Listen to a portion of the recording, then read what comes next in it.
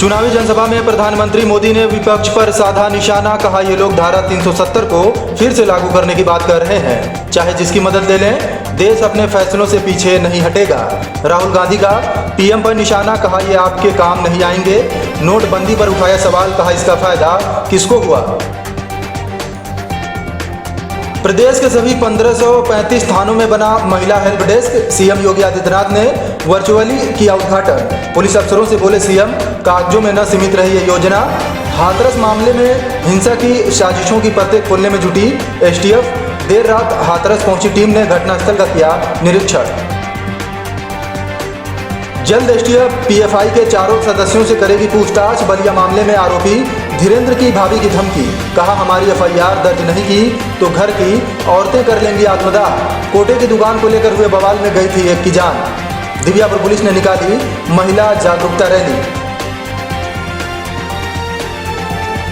Release होते ही fans के बीच छाई मिर्जापुर 2। डॉयलक्स की वजह से टाइट है मिर्जापुर 2 का भौकाल। शारजा में मुंबई इंडियंस और चेन्नई के बीच भिड़ंत। चेन्नई करो या मरो के मुकाबले के लिए उतरेगी मैदान में। मुंबई इंडियंस जीती तो पॉइंट्स टेबल में टॉप पर होगी। अब खबर विस्तार से।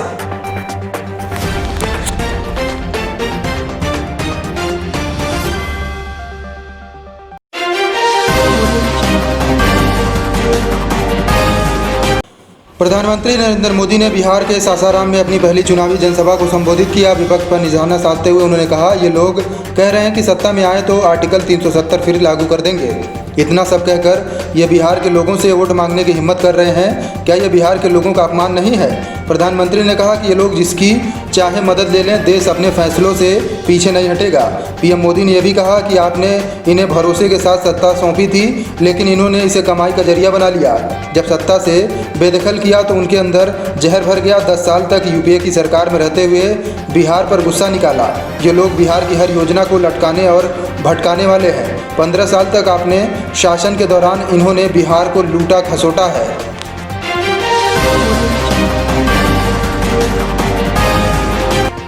वहीं दूसरी ओर कांग्रेस के पूर्व अध्यक्ष और पार्टी के स्टार प्रचारक राहुल गांधी ने बिहार में नवादा के हिसुआ में अपनी पहली सभा में प्रधानमंत्री मोदी पर जमकर हमला बोला। उन्होंने कहा कि वे सिर तो आपके सामने झुकाते हैं, काम किसी और के आएंगे। नोटबंदी हुई, इसका फ़ायदा किसे हुआ? अपने पैसा बैंक में डाला, वो कहाँ गया? आपका पैसा देश के सबसे अमीर लोगों की जेब में गया। क्या देश के बड़े उद्योगपति अडानी अंबानी बैंक के सामने खड़े दिखे?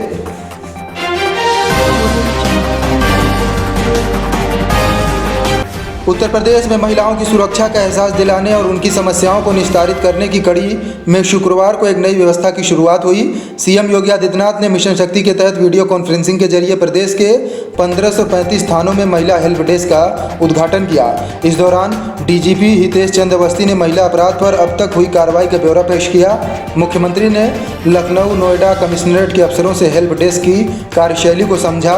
उन्होंने कहा कि सरकार की योजनाएं सिर्फ कागजों पर न रहें, इसके लिए सभी संस्थागत संगठन को मिलकर काम करना होगा। इस मौके पर सीएम ने महिला संगठनों से भी संवाद किया।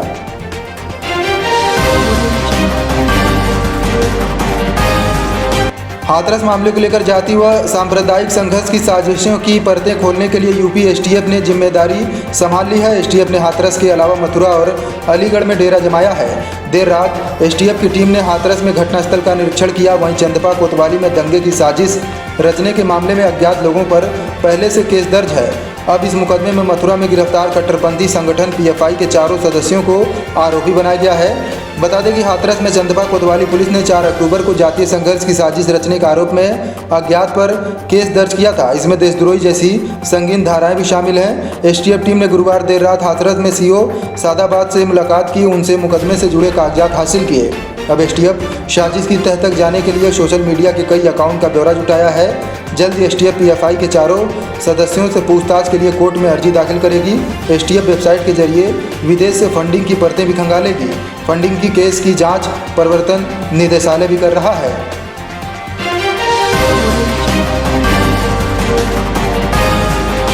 उत्तर प्रदेश में बलिया के दुर्जनपुर गांव में कोटे की दुकान को लेकर हुए हत्या के मामले में शुक्रवार को नया मोड़ आ गया। मुख्य आरोपी धीरेन्द्र सिंह के परिवार वालों की क्रॉस एफआईआर दर्ज न होने पर आरोपी के घर की महिलाओं ने जान देने की धमकी दी है। धीरेन्द्र की भाभी आशा प्रताप सिंह ने कहा कि अगर आज शाम 5 बजे तक हमारी FIR दर्ज नहीं हुई तो घर की 7 औरतें आत्मदाह कर लेंगी। इसका जिम्मेदार प्रशासन होगा। इस चेतावनी के बाद पुलिस और जिला प्रशासन सतर्क हो गए हैं। वहीं आरोपी के परिवार को मनाने के लिए लोग उसके घर पहुंच रहे हैं, लेकिन महिलाएं किसी भी सुनने को तैयार नहीं हैं। 10 बजे के करीब में उन्होंने कहा है कि आज आपका मुकदमा दर्ज हो जाएगा, शाम को आपके यहाँ मुकदमे की कॉपी पहुँच जाएगी, एक पुलिस लेकर के जाएगा। लेकिन अभी तक मुझे ऐसा कुछ नहीं समझ में आ रहा है कि हमारे लिए कुछ किया जा रहा है। तो फिर अभी आधा घंटा पहले मैंने उनसे बात की और ये उनसे कह चुकी हूँ खुलेआम, सारी औरतें ये अब तय कर चुकी हैं कि यदि शाम को 5 बजे तक हमारा मुकदमा दर्ज नहीं होता है तो हम सभी औरतें यही इसी मकान में आत्मदाह करेंगे। फिर आप मत कुछ कहिएगा कि हम लोगों ने ऐसा क्यों किया।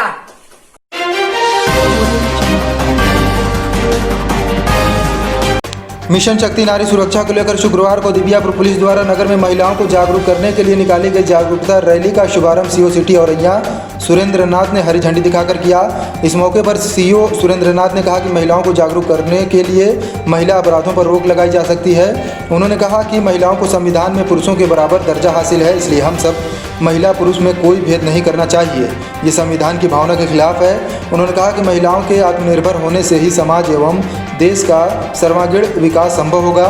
लिंग के आधार पर भेदभाव सामाजिक बुराई है, वहीं भ्रूण हत्या भी एक सामाजिक एवं कानूनी अपराध है।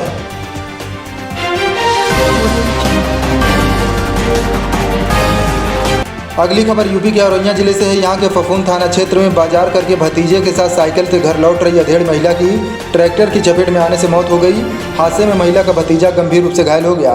फफूंद क्षेत्र के गांव कनारपुर निवासी महिला अपनी नातिन की छठी के लिए बाजार करने गई थी। वापसी में वह हादसे का शिकार हो गई।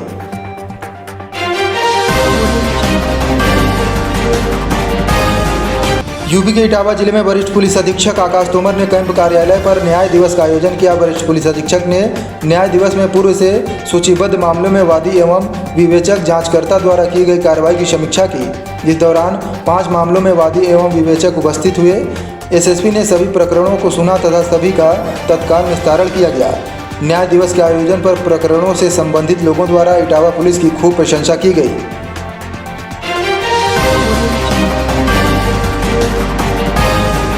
मिर्जापुर 2 BF सीरीज रिलीज हो चुकी है और हर जगह इसके चर्चे हैं। इसे 23 अक्टूबर यानी आज रिलीज होना था, लेकिन मेकर्स ने 22 अक्टूबर को रिलीज करके फैंस को सरप्राइज दिया है।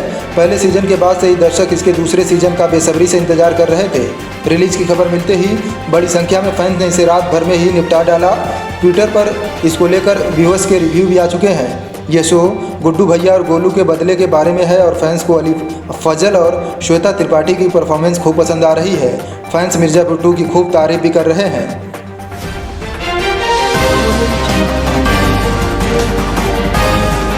IPL के 13वें सीजन के 41वें मैच में शुक्रवार को मुंबई इंडियंस और चेन्नई सुपर किंग्स की टीमें आमने सामने होंगी। चेन्नई का मौजूदा IPL अभियान बद से बदतर होता जा रहा है। गत चैंपियंस मुंबई इंडियंस के खिलाफ उम्मीद है कि वो अपने कुछ युवा खिलाड़ियों को आजमाए। शारजाह में यह मुकाबला भारतीय समयानुसार शाम 7:30 बजे शुरू होगा।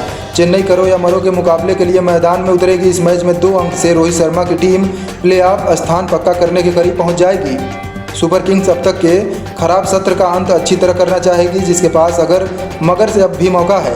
IPL रिकॉर्ड की बात करें तो मुंबई इंडियंस और चेन्नई सुपर किंग्स के बीच अब तक 29 मुकाबले 2008 और 2020 के बीच हो चुके हैं। मुंबई इंडियंस को 17 जबकि चेन्नई को 12 में जीत हासिल हुई है। इस बुलेटिन में बस इतना ही। कल फिर हाजिर होंगे नई खबरों के साथ। हमारे साथ जुड़े रहने के लिए हमारे फेसबुक पेज को लाइक करें, यूट्यूब चैनल को सब्सक्राइब करें और अधिक खबरों के लिए हमारी वेबसाइट www.tejaskhbar.com पर जाएं।